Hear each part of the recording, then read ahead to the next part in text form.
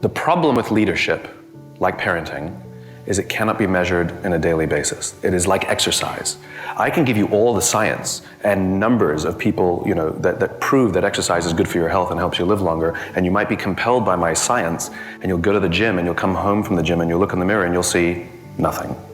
And you'll go to the gym the next day and you'll come back and you'll look in the mirror and you'll see nothing. Worse, you're in pain, And the problem is because you can measure the pain easily and you can measure the time you're spending but you don't see benefit, you might quit.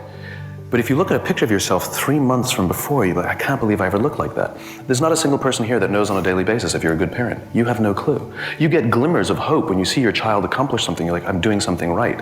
You catch your kid reading under their blankets late at night. It makes you feel good,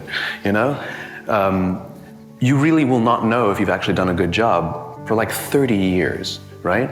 But you have a sense of what a good parent should do, and it's done whatever you do is done with love, and it's done with the absolute obsession with the care of this human being. The one characteristic, and I've only been able to find one, that I'm absolutely comfortable saying that all great leaders have, only one, is courage. Because sometimes being a leader means you have to go first. In fact, that's why we call them leaders.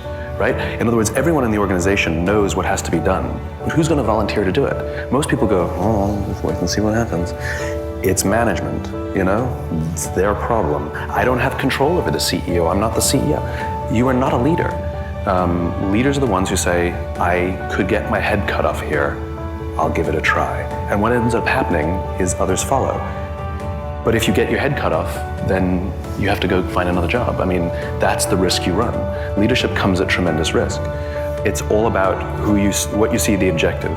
And a good parent doesn't see the objective as get a bigger house. A good parent sees the objective as look after my children. A good CEO, good leader, sees their objective not as accomplish the mission or grow the bottom line. Those are all good things as a result of but a good leader sees themselves as, how do I get the best out of my people?